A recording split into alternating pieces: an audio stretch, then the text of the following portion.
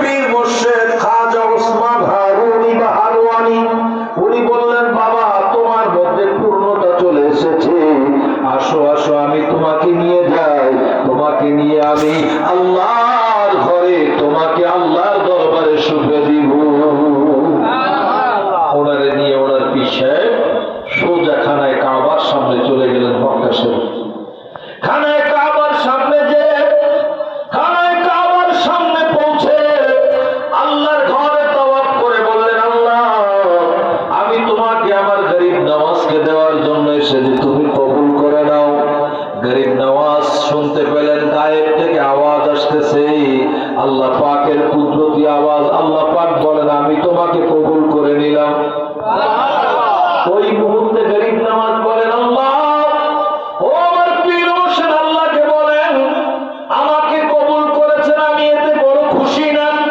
আমার রহমতের নবী যেই জায়গায় আমাকে পাঠাবেন ইসলাম প্রচার করে, ওই জায়গায় আমি ইন্তেকাল করে আমার মাজার যেখানে হবে, ওই মাজার কিয়ামত পর্যন্ত যারা মহব্বতে জিয়ারত করতে আসবে, আর যদি তাদেরকে কবুল করে নেওয়া হয়, আমি আল্লাহর ওলি, আমি খাজা গরিব নওয়াজ তখন খুশি হয়ে যাব। এমনি খুশি হব না, আমি ইসলামের দাওয়াত দিব, আমি মারা যাব, ইন্তেকাল হব, আমার ইন্তেকালের পরে আমাকে যেখানে দাফন করা হবে ওই মাজার জিয়ারত কিয়ামত পর্যন্ত যারা করতে আসবে তাদেরকে যদি আল্লাহ কবুল করে, আমি তখন খুশি হব, এখন খুশি হব না। বলেন না সুবহানাল্লাহ।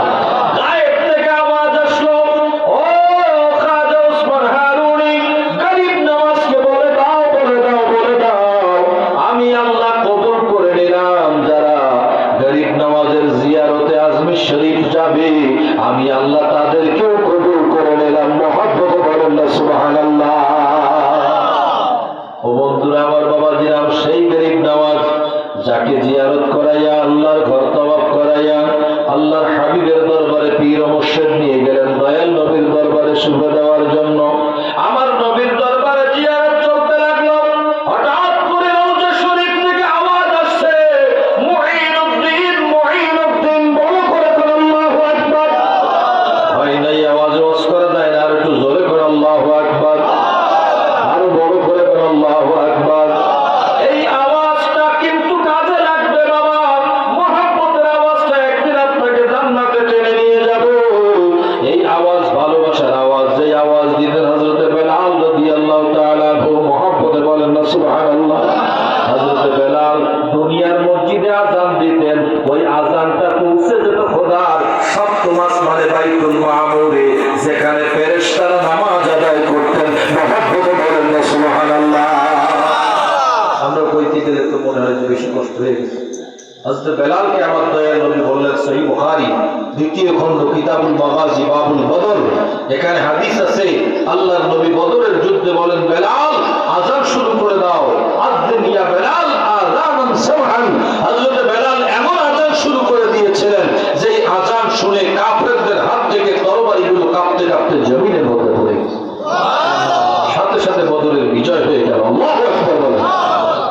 এজন্য ডক্টর আল্লামা ইকবাল বলেন, রসমে আজা রহ গই হ্যায় রূহ বেলালি না রহি, ফলসফা রহ গই হ্যায় মগর তলকিন গজলি না রহি। একবার ভালোবেসে বলেন না সুবহানাল্লাহ। দুনিয়ায় বহু আযান আছে, কিন্তু হযরত বেলালের সেই আযান আর নাই, নাই, নাই, ঠিক কিনা? তবে ব্যাপার হলো কিয়ামতের মহামাঠ মহাময়দানে আল্লাহ তাআলা ইমানদারদের সামনে হযরত বেলালকে ডেকে বলবেন, ও বেলাল তুমি একটা আযান দাও, আযান দাও। বেলাল রাদিয়াল্লাহু তাআলা বলবেন, আল্লাহ আমি আযান দিব, কিন্তু শর্ত একটা, হাসরবাসীদেরকে আযান শোনাবো, কিন্তু শর্ত একটা, তোমার হাবিব কামলেওয়ালাকে আমার সামনে থাকা লাগবে। সুবহানাল্লাহ। আমার আওয়াজ, আমার কণ্ঠে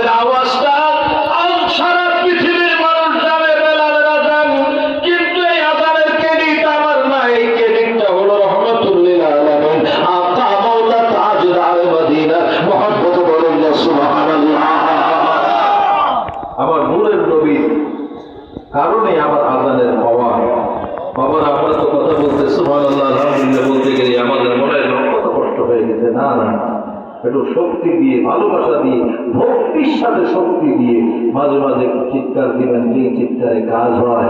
আমার বন্ধুরা, আমার বাবারা, খাজা গরিব নওয়াজ রওজা শরীফে আমার নবী ডাক দিলেন মঈনুদ্দিন বলে। বহু মঈনুদ্দিন রওজা পাকের সামনে হাজির হলো। আমার নবী নাকচ করে দিলেন, তোমরা না, তোমরা না, মঈনুদ্দিন হাসান সানজিরিকে আমার দরকার। তখন খাজা গরিব নওয়াজ রওজা পাকের সামনে আসলেন। আমার নবী বললেন, ইযহাব ইলাল হিন্দ, তুমি হিন্দুস্তানে চলে যাও। গরিব নওয়াজ বলেন, আমি হিন্দুস্তানে যাব, কিন্তু আমি তো হিন্দুস্তান চিনি না। আমার নবী বলেন, চেনার দরকার তোমার নাই, তোমার ডিউটি হলো যাওয়া। আমি রাসূলের ডিউটি হলো তোমাকে আজমির শরীফের জমিনে পৌঁছে দেওয়া। এই জন্য গরিব নওয়াজের নামের লকব হলো আতায়ে রাসূল। আমার রাসূলের দান, আমার রাসূল দয়া করে যাকে এই আপনার উপমহাদেশের জন্য দান করে দিয়েছেন, তিনি হুজুর খাজা গরিব নওয়াজ বান্দা নওয়াজ মঈনুল হাসান মঈনুল হক মঈনুদ্দিন চিশতি। এত বড় ওলি ছিলেন। সারা পৃথিবীর মধ্যে বহু ওলির ইতিহাস আছে, কিন্তু গরিব নওয়াজের ইতিহাস কেন আমি টেনে আনলাম? গরিব নওয়াজ যখন দুনিয়া থেকে বিদায় গ্রহণ করলেন, বিদায় নেওয়ার সময় ওনার কপালের মধ্যে, পেশানির মধ্যে ভেসে উঠেছিল স্বর্ণের অক্ষরে, সোনার অক্ষরে লেখা উঠেছিল, হাদা হাবিবুল্লাহ মাতা ফি হুব্বিল্লাহ। ইনি আল্লাহর বন্ধু, আল্লাহর প্রেমে মিলিত হয়েছেন। ভালোবেসে বলেন না সুবহানাল্লাহ। কপালের মধ্যে ইন্তেকালের পরে ভেসে উঠেছিল এই লেখা, হাদা হাবিবুল্লাহ মাতা ফি হুব্বিল্লাহ।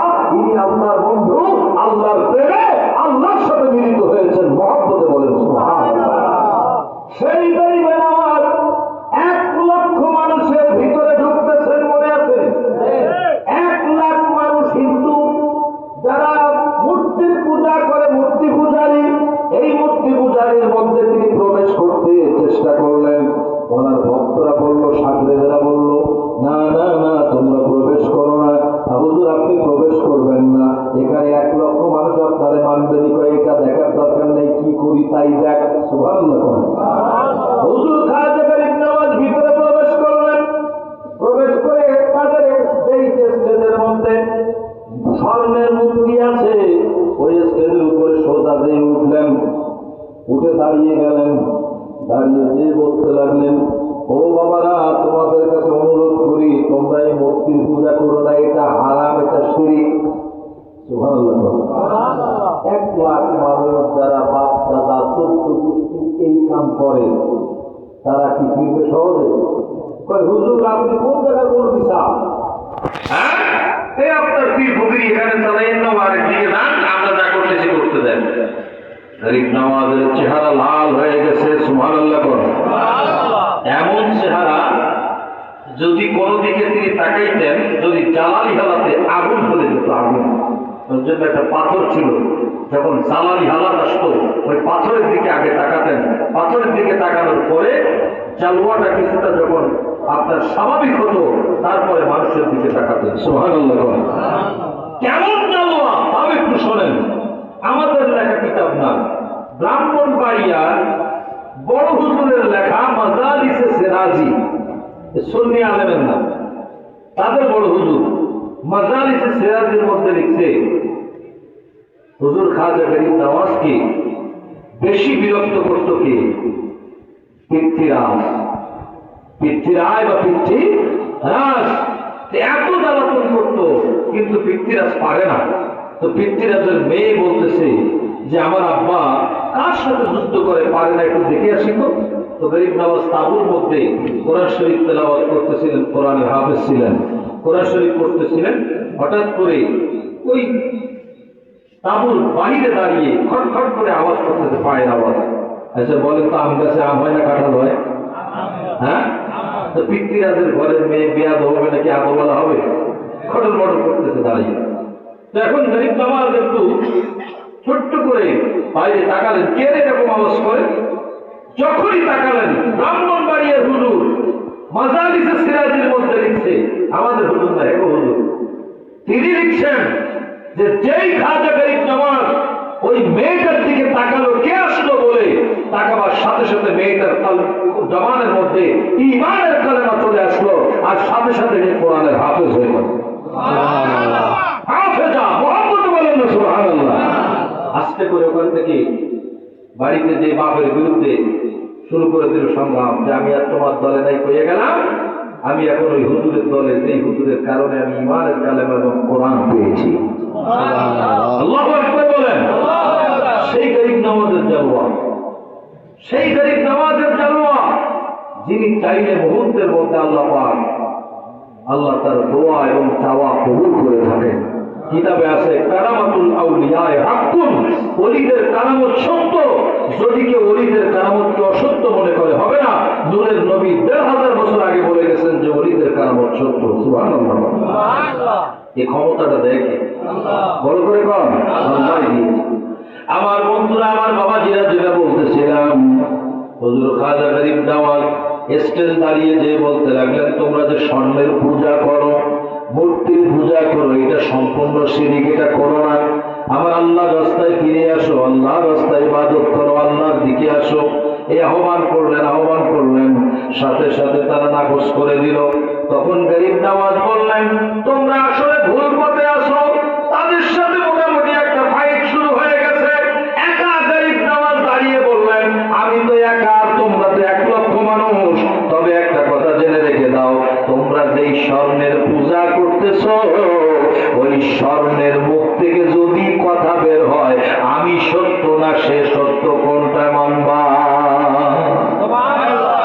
কথাটা শোনেন না মনে হয়, ব্যস্ত ছিলেন আপনারা? হ্যাঁ, একটু জিকির করে নেন, আল্লাহ আল্লাহ আল্লাহ আল্লাহ আল্লাহ আল্লাহ মুহাব্বত আল্লাহ আল্লাহ तेरे नस्ले पाक में है बच्चा बच्चा नूर का, तेरे नस्ले पाक में है बच्चा बच्चा नूर का, तू है आईने नूर तेरा, तू है आईने नूर तेरा, सब घराना नूर का।